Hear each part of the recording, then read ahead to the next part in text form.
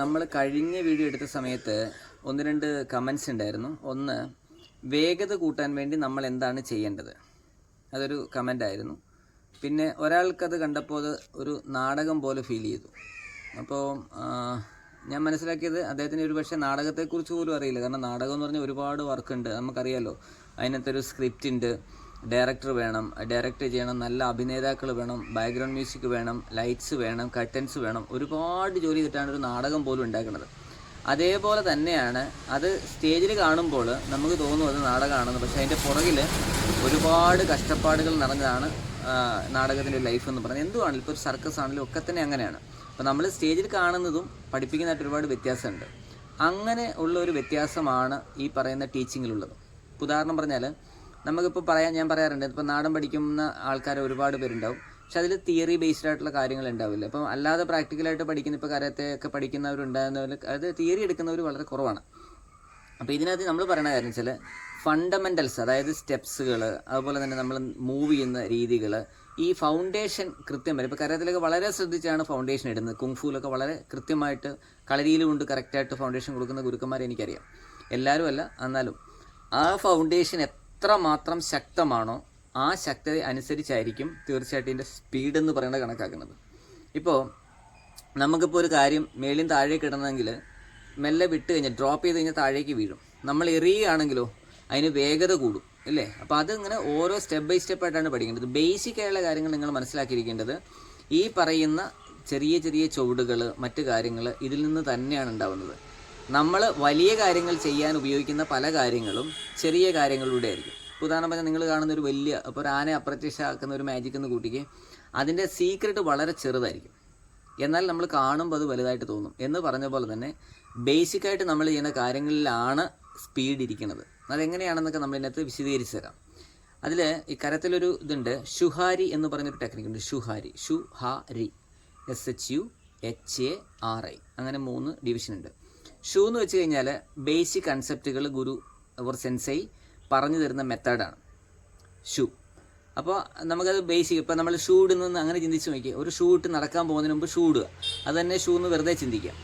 Japanese concepts അനുസരിച്ചിട്ട് shoe ചെയ്യുന്ന പറഞ്ഞാൽ ഗുരുവിനെ കണ്ണടച്ച് ഫോളോ ചെയ്യണം, എന്നാൽ മാത്രമേ അദ്ദേഹത്തിന് എന്തെങ്കിലും ചെയ്തു തരാൻ പറ്റുള്ളൂ. അപ്പോൾ പണിഷ്മെൻറ്റ്, ഒരുപാട് കാര്യങ്ങൾ അതിനകത്ത് വരും. അത് കഴിഞ്ഞ് അയാളൊരു തലത്തിലെത്തി കഴിയുമ്പോൾ, ഒരു ഫൈറ്ററായി തീരുന്ന സമയത്ത് കാണിക്കുന്ന മണ്ടത്തരങ്ങൾ, യാഥാർത്ഥ്യങ്ങൾ എല്ലാം വിശദമായിട്ട് പറയുന്ന ഒരു ഭാഗമുണ്ടെങ്കിൽ അതിൻ്റെ പേരാണ് HA. ഇനി അയാൾ എത്തി ഗുരുവിനേക്കാൾ മിടുക്കനാക്കി മാറ്റുക എന്നുള്ളതായിരിക്കണം ഗുരുവിൻ്റെ ലക്ഷ്യം. അങ്ങനെ ഗുരുവിനേക്കാൾ മേളിൽ വന്ന് താൻ പഠിച്ചതും മനസ്സിലാക്കിയതും എല്ലാം തന്നെ ഭയങ്കരമായ ഗ്രേറ്റ് ആയിട്ടുള്ള കാര്യങ്ങളാണെന്ന് അറിയുമ്പോഴാണ് അയാളുടെ ഉള്ളിൽ ഉദിക്കുന്ന ഒരു സംവിധാനത്തിൻ്റെ പേരാണ് റെസ്പെക്റ്റ്. അല്ലാതെ നമ്മൾ പറഞ്ഞുണ്ടാക്കേണ്ടതല്ല റെസ്പെക്റ്റ്. ഇതാണ് ഒരു ജാപ്പനീസ് ടേം എന്ന് പറയുന്നത്. ഇങ്ങനെയുള്ള ഒരുപാട് കാര്യങ്ങൾ കൂടുമ്പോഴാണ് ആർട്ട് ഇൻ്റർനാഷണൽ ലെവലിലേക്ക് മാറുകയൊക്കെ ചെയ്യുന്നത്. അപ്പോൾ ഷുഹാരി രീതി അനുസരിച്ചാണോ നമ്മുടെ ഇവിടെയുള്ള കളരികൾ പ്രവർത്തിക്കുന്നതെന്ന് ചെക്ക് ചെയ്യുന്നത് നല്ലതായിരിക്കും. അതായത് ഒരു ഗുരുവിന് 108 വിദ്യകൾ അറിയാമെങ്കിൽ അതിൽ 8 വിദ്യകൾ പിടിച്ചു വെച്ച് 100 എണ്ണം പഠിപ്പിക്കും. അപ്പോൾ അടുത്ത ശിഷ്യനിൽ എത്ര വിദ്യ ഉള്ളൂ? 100 വിദ്യ ഉണ്ടാവുള്ളൂ. ആ 100ൽ 10 എണ്ണം പിടിച്ചു വെച്ചിട്ട് പഠിപ്പിക്കുമ്പോൾ 90 എണ്ണം അടുത്ത ശിഷ്യന് കിട്ടും. അവസാനം 10 തലമുറ കഴിയുമ്പോൾ എന്തായിരിക്കും അവസ്ഥ എന്നുള്ളതാണ് നമ്മളിപ്പോൾ ഇവിടെ കണ്ടുകൊണ്ടിരിക്കുന്നത്.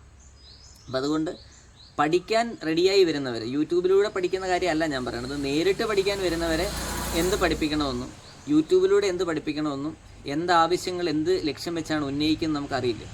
അതനുസരിച്ചായിരിക്കും ടീച്ചിങ്. എങ്കിലും നിങ്ങളുടെ ആ ഒരു ചോദ്യത്തിന് മറുപടിയായിട്ട് തീർച്ചയായിട്ടും നമുക്ക് കാണിക്കാം എങ്ങനെയാണ് സ്പീഡ് കൂട്ടാനുള്ള ടെക്നിക്കുകൾ അവതരിപ്പിക്കുക എന്നുള്ളതും പഠിപ്പിക്കുക എന്നുള്ളതും. ഞാൻ ഡോക്ടർ ഹരീഷ് ശമ്പക്കര, പ്രാക്ടിക്കൽ മാർഷൽ ആർട്സിൻ്റെ പുതിയൊരു അധ്യായത്തിലേക്ക് സ്വാഗതം. നേരെ വീഡിയോയിലേക്ക്. കളരികളിൽ വേഗതയ്ക്ക് ഉപയോഗിക്കുന്ന ട്രിക്ക്, അവിടെ നമുക്ക് തുടങ്ങാം. കളരികളിൽ വേഗതയ്ക്ക് ഉപയോഗിക്കുന്ന വലിയൊരു ട്രിക്ക് എന്ന് പറഞ്ഞു കഴിഞ്ഞാൽ നമ്മൾ പറയില്ല, അമർന്ന് എന്ന് പറയുന്നൊരു സംഗതിയാണ്. വളരെ ഡീപ്പ് സ്റ്റാൻസിൽ, അതായത് ഇപ്പം ഒത്തടി അമർന്ന് അല്ലെങ്കിൽ വലിഞ്ഞമർന്ന് എന്ന് പറയുന്ന ഡീപ്പാണ്, അങ്ങ് താഴത്തിലാണ് ചെയ്യേണ്ടത്. അങ്ങ് താഴത്തിൽ വേഗത കൂട്ടി എടുത്തു കഴിഞ്ഞാൽ നിൽക്കുമ്പോൾ എത്ര വേഗതയിൽ ചെയ്യാൻ പറ്റും? പ്രാക്ടിക്കലി കാണിച്ചു തരാം കേട്ടോ, ടെൻഷൻ ആവേണ്ട, ഈ തിയറി കേട്ടതാവേണ്ട. ഡീപ്പ് സ്റ്റാൻസിൽ നമ്മൾ എത്ര സമയം എടുക്കുന്നോ അത് വേഗത്തിലാക്കി കഴിഞ്ഞാൽ നിന്നുകൊണ്ട് അതിൻ്റെ 1000-1 സ്പീഡിൽ മേളിൽ കയറി നമുക്ക് ചെയ്യാൻ പറ്റും. ഇതാണ് കളരിയുടെ ബേസിക് എന്ന് പറയുന്നത്. അപ്പോൾ അതെങ്ങനെയാണ് അത് വേഗത കൂട്ടുന്നത് എന്നുള്ളത് വ്യക്തമായിട്ട് പറഞ്ഞു തരാം. നിങ്ങൾക്കത് ഉപകാരപ്പെടുമെന്നാണ് എനിക്ക് തോന്നുന്നത്. നമുക്ക് നോക്കാം.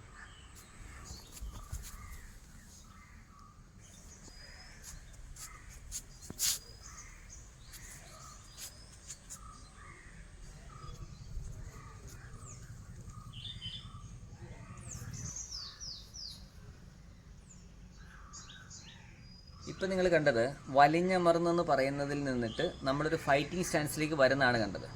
അപ്പോൾ ഡീപ്പ് സ്റ്റാൻസിലാണ് ആദ്യം നിൽക്കുന്നത്. നിങ്ങൾ കണ്ടിട്ടുണ്ടാവും, കാലുകൾ മെല്ലെ ചേർത്ത് കൈകൾ ഒതുക്കി നേരെ ഒതുങ്ങിയിട്ട് കാലുകൾ നേരെ ചേർത്ത് നിൽക്കുന്നതാണ്. അപ്പോൾ ഇവിടെ ഡീപ്പ് സ്റ്റാൻസാണ്. ഓക്കെ, ഇനിയുള്ളത് അവിടെ നിന്ന് നേരെ നമ്മൾ പുറകോട്ട് വരുന്നുണ്ടോ. അപ്പോൾ ഇവിടെ നിന്നായിരിക്കും നമ്മൾ ഇടത്തേത് എടുത്തു നോക്കി എന്നൊക്കെ പറയുന്ന കാലുകളൊക്കെ വരുന്നത്. അപ്പോൾ ആ ഡീപ്പ് സ്റ്റാൻസിൽ നമ്മൾ ഇങ്ങനെ കാലുകൾ രണ്ട് ചേർത്ത് ഇങ്ങനെ വെച്ച് അമർന്ന് നിൽക്കുന്ന അതേ പൊസിഷനിലാണ് നമ്മളൊരു ഫൈറ്റിംഗ് സ്റ്റാൻസ് വരുമ്പോൾ എന്ത് ചെയ്യുന്നത് കണ്ടോ, ചെറിയ വ്യത്യാസമേ ഉള്ളൂ. അപ്പോൾ ഇത്രയും ഡീപ്പ് സ്റ്റാൻസിൽ ഇപ്പോൾ ഇവിടെ നിൽക്കുന്ന സ്പീഡ് എത്രയാണോ അതിൻ്റെ 10 ഇരട്ടി വേഗത്തിൽ നമുക്ക് എന്ത് ചെയ്യാൻ പറ്റും, കയറാൻ പറ്റും. ഇങ്ങനെയാണ് ഒരു ഫൈറ്റിംഗ് സ്റ്റാൻസിലേക്ക് വരുന്നത്, ഇങ്ങനെയാണ് സ്പീഡ് കൂട്ടുന്നത്. ഓക്കെ, അപ്പോൾ നമ്മൾ ഒരു വായ്ത്താരി പറയുന്ന സമയത്ത് അമർച്ചയിൽ ഇടത്ത് വെച്ച് വലത്ത് തൂക്കി എന്ന് നമ്മൾ പറയുമ്പോഴത്തേക്ക് അമരുന്ന സമയത്ത് പെട്ടെന്ന് നമ്മൾ അമരുന്നു, കാലുകൾ ഇങ്ങനെ വന്നിട്ട് ഇങ്ങനെ നിന്നിട്ടൊക്കെയാണ് അമരേണ്ടത് സാധാരണ. അപ്പോൾ നമ്മൾ പഠിച്ചു കഴിയുമ്പോൾ എന്താണ് അമർന്നെന്ന് പറയുമ്പോൾ പെട്ടെന്ന് വന്നിട്ടുണ്ട്. ഓക്കെ, ഒന്നുകൂടെ ശ്രദ്ധിക്കുക. ഡീപ്പ് സ്റ്റാൻസ് വരുമ്പോൾ അമർന്നുണ്ട്, അമർച്ചയിൽ ഇടത്ത് വെച്ച് വലത്ത് തൂക്കിയിട്ടുണ്ട്. ഇതേപോലെ വേഗത്തിൽ ചെയ്യാനായിട്ട് നമുക്ക് കഴിയണം. അങ്ങനെ വരുമ്പോൾ ഒരാൾ കയറുമ്പോൾ എന്താണ് സംഭവിക്കുകയെന്ന് ഞാൻ കാണിച്ചു തരാം.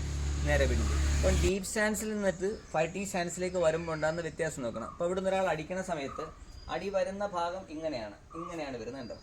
അപ്പം നമ്മൾ ഈ കാലിനോട് ചേരുമ്പോൾ നമ്മുടെ ബോഡി നാച്ചുറലി എങ്ങോട്ട് വരും, തിരിഞ്ഞു വരണം. ഓക്കെ, നമ്മൾ ശ്രദ്ധിക്കുക. അടി വരുമ്പോൾ ഇങ്ങനെ നിൽക്കുന്നു. അപ്പോൾ ഗ്രോവിന് കിക്ക് കിട്ടാനുള്ള ചാൻസ് കുറയുന്നു. ഇവിടുന്ന് വരുന്നതിന് വേഗത കൂടുതലാണെങ്കിൽ പോലും നമുക്കൊന്നും കാണാൻ പറ്റും. ക്ലിയർ, കാണാൻ പറ്റും. ഒന്നുകൂടെ കണ്ടോ, നമുക്ക് മാറി നോക്കാനുള്ള സമയം കിട്ടും. റൈറ്റ്, ഇനി കയറുന്ന സമയമാണ്. ഓക്കെ, അടിക്കുന്ന സമയത്ത് നമ്മൾ കയറുന്ന സമയം നമുക്ക് ലാഭിക്കാൻ പറ്റും ഈ ഡീപ്പ് സ്റ്റാൻസ് ഉണ്ടെങ്കിലും. അപ്പോൾ ഞാനത് മാറി നിന്ന് കാണിച്ചിട്ട് ശ്രദ്ധിക്കുക. ഇവിടെ നിന്ന് തന്നെ കയറി ഒരു ചുവട് കയറി നിന്ന് അടിക്കുന്നു. അപ്പോൾ അതിൽ ഞാൻ ചെയ്യുന്ന വേഗത നോക്കുക. ചെയ്തേ, ഇങ്ങനെ സ്റ്റാൻസിൽ താഴണമെന്നല്ല ഞാൻ പറഞ്ഞത്, ഇങ്ങനെ കയറുന്ന വേഗത. ഇപ്പം അടിച്ച വേഗതയേക്കാൾ വേഗത്തിൽ നമുക്ക് എന്ത് ചെയ്യാൻ പറ്റി, വലിഞ്ഞമരാൻ പറ്റിയെങ്കിൽ അപ്പോൾ അവിടെ അടിക്കുന്നത് ചെയ്യാൻ പറ്റും. ക്ലിയർ, ഇങ്ങനെയാണ് ശരിയായ രീതിയിൽ വേഗത കൂട്ടേണ്ടത്. ക്ലിയർ, ഡീപ്പ് സ്റ്റാൻസിൽ നിന്നിട്ട് ഷോർട്ട് സ്റ്റാൻസിലേക്ക് വരുമ്പോൾ ആൾ കൈ പൊക്കുമ്പോൾ ഇവിടുത്തെ മൂവ്മെൻറ്റ് നമുക്ക് കാണുമ്പോൾ അറിയാം. അതിനൊരു മാർഗ്ഗമുണ്ട്. നോക്കുക, ഒരാളുടെ ബോഡിയെ നമ്മളിങ്ങനെ ട്രയാങ്കിൾ പോസ്റ്റിലേക്ക് ചിന്തിക്കുക.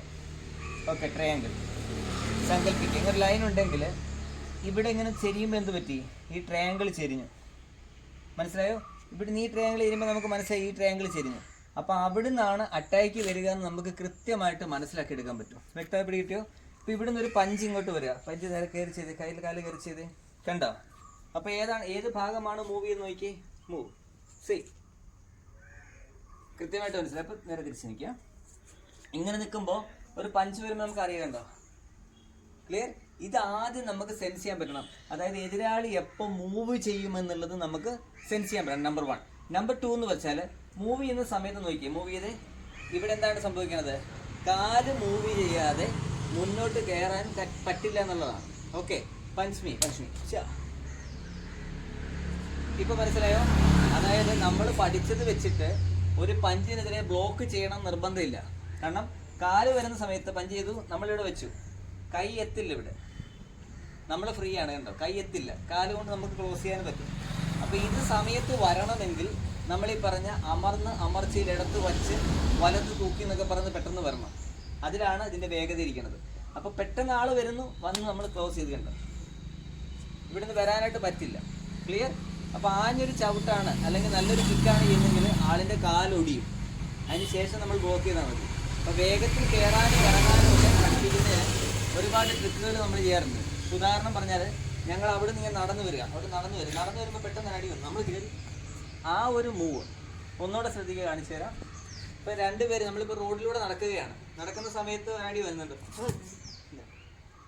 ഈ വേഗത നമ്മുടെ ശരീരത്തെ നമുക്ക് വളരെ ഫാസ്റ്റായിട്ട് നടക്കാൻ സമ്മതിക്കുന്നത് എങ്ങനെയാണ്? അപ്പോൾ ഇതൊക്കെ നമുക്ക് പ്രാക്ടിക്കലി ചെയ്യാൻ പറ്റും. കാരണം ഒരു റോഡിൽ വരുന്ന സമയത്ത് നടന്നു പോകുന്ന ഒരാൾ നമ്മളെ കുത്താൻ വരുന്നു, കണ്ടോ. അപ്പോൾ അവിടെ നമുക്ക് കിക്ക് ചെയ്യാൻ എന്ത് വേണമെങ്കിലും ചെയ്യാൻ പറ്റും. ഈ ഫാസ്റ്റ്നെസ് എടുക്കണം. അതായത് കളരിപ്പയറ്റിൽ നമ്മൾ പഠിക്കുന്ന മെയ്പ്പയറ്റ് അതിവേഗതയിൽ ഡീപ്പ് സ്റ്റാൻസിൽ ചെയ്യാൻ പറ്റിയാൽ വേഗത കിട്ടുമെന്നുള്ള ഒരു തിയറി മാത്രമാണ് ഞാൻ പറഞ്ഞത്. ഇന്നത്തെ വീഡിയോയിൽ ഒരേ ഒരു കാര്യമാണ് നമ്മൾ ചർച്ച ചെയ്തത്. ഡീപ്പ് സ്റ്റാൻസിനെ ഷോർട്ട് സ്റ്റാൻഡ് ആക്കിക്കൊണ്ട് നമുക്ക് എന്ത് ചെയ്യാൻ പറ്റും? തീർച്ചയായിട്ടും വേഗത കൂട്ടാൻ പറ്റും. ഇത് ഒരു ട്രിക്കായിട്ട് കരുതുക. പഠിപ്പിക്കുന്ന ഗുരുക്കന്മാർ ഷുഹാരി ഉപയോഗിക്കുക, പ്ലസ് ഈ ട്രിക്കുകൾ അതേപോലെ തന്നെ പഠിപ്പിച്ചു കൊടുക്കുക. പഠിക്കുന്നവർ ഇത് ശ്രദ്ധിക്കുക, പഠിപ്പിച്ചിട്ടുണ്ടോ എന്ന് ശ്രദ്ധിക്കുക, ഇല്ലാത്തവർ കൃത്യമായി ഫോളോ ചെയ്യുക. ഇനിയും വേഗത കൂട്ടാനുള്ള ആയിരക്കണക്കിന് വിദ്യകളുണ്ട്. അതിൽ അടുത്ത ട്രിക്കുമായി അടുത്ത വീഡിയോയിൽ കാണാം. നന്ദി, നമസ്കാരം. Thank you so much.